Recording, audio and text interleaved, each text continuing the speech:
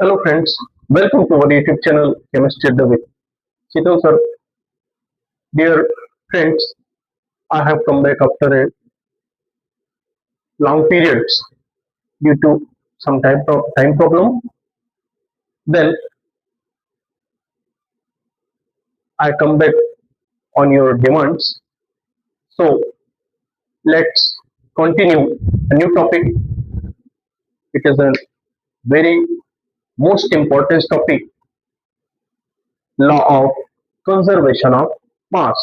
Law of conservation of mass. It is a topic under law of chemical combination. So let's continue. Law of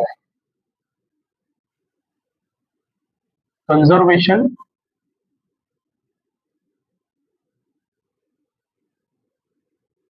of मास। हिंदी में बात करें तो द्रव्यमान संरक्षण के नियम से इसको जाना जाता है। द्रव्यमान संरक्षण का नियम। मैं इस टॉपिक को बोथ लैंग्वेज में कन्वर्सेशन करने की बात करूं कोशिश करूंगा ताकि हिंदी और इंग्लिश दोनों स्टूडेंट्स इजिली इसको समझ सके। ये वेरी मोस्ट इंपॉर्टेंट टॉपिक है। इस यूनिवर्स, इस ब्रह्मांड में जितनी भी प्रोसेस होती है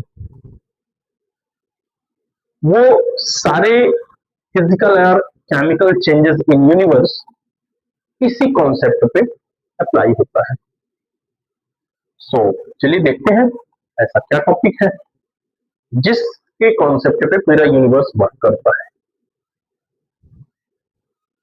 law of conservation of mass. Law of conservation of mass जो है आपका वो लॉ ऑफ केमिकल कॉम्बिनेशन यानी रासायनिक संयुग के नियम का सबसे पहला और मोस्ट इंपॉर्टेंट टॉपिक है। तो let's continue law of conservation of mass. This theory was proposed by a French scientist Antony Lavoisier. Antony Lavoisier in year of 1789। इस कॉन्सेप्ट को सबसे पहले एक फ्रांसीसी वैज्ञानिक एंटोनी लेवोजियर ने सन 1789 में प्रतिपादित किया था, जिसके अनुसार ध्यान दीजिएगा इस कॉन्सेप्ट को सबसे पहले एंटोनी लेवोजियर ने ईयर ऑफ 1789 में प्रपोज किया था। According to this law, mass of matter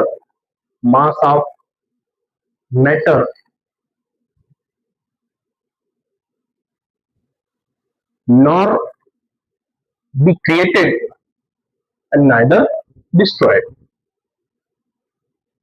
during the physical and chemical changes. It means mass of matter nor be created neither destroyed during the physical and chemical reaction. Physical and chemical reaction means physical and chemical changes. इसका सीधा अर्थ ये हुआ कि किसी भी भौतिक और रासायनिक परिवर्तनों में इस यूनिवर्स का जो भार है, इस यूनिवर्स में किसी पदार्थ का जो भार है वो हमेशा स्थिर रहता है, ना तो वो भार उत्पन्न होता और ना ही नष्ट होता।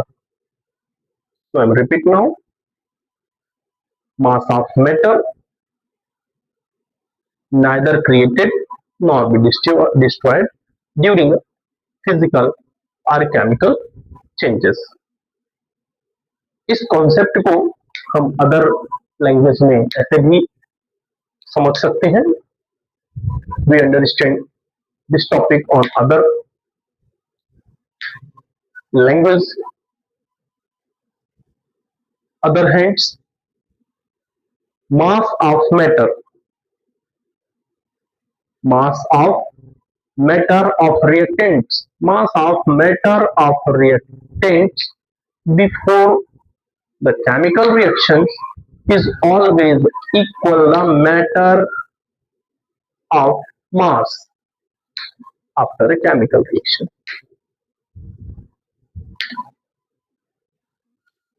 Okay, mass of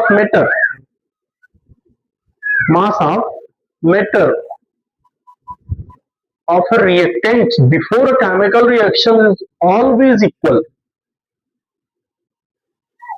mass of matter after a chemical reaction, यानी किसी रासायनिक अभिक्रिया में अभिक्रिया के पहले जो अभिकारक का भार होता है, द्रव्यमान होता है, वो अभिक्रिया पूर्ण होने के बाद भी उसका भार यथावत रहेगा, स्थिर रहेगा, उसमें कभी भी परिवर्तन नहीं होगा। इसी कॉन्सेप्ट में ये कहा गया कि पदार्थ ना तो उत्पन्न हो सकता और ना ही नष्ट होता है किसी भी भौतिक या रासायनिक परिवर्तन में। इसमें एक एक्सपेरिमेंट दिया था, ये एक्सपेरिमेंट था डोनाल्ड के नाम से जाना जाता है। ये एक्सपेरिमेंट्स में silver nitrate KgNO3 and sodium chloride, इनका रिएक्शन जब होता है, सिल्वर नाइट्रेट AgNO3 और NaCl, इनका सोडियम क्लोराइड का जब रिएक्शन होता है अभिक्रिया, तो इस अभिक्रिया से AgCl सिल्वर क्लोराइड का प्रेसिपिटेशन यानी कि सिल्वर क्लोराइड का अवक्षेप प्राप्त होता है and NaNO3 sodium nitrate is formed. When silver nitrate react with sodium chloride, then precipitation of silver chlorides and sodium nitrate is formed.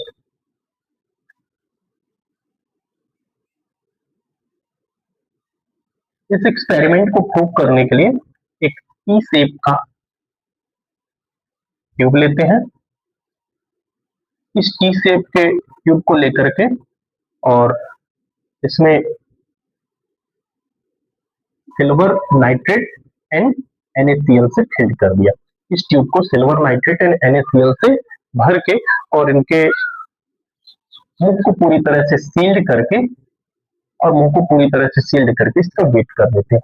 Suppose that इसका जो wait है वो 500 ग्राम आता है, 500 ग्राम इनका वेट आया। इसके बाद सिल्वर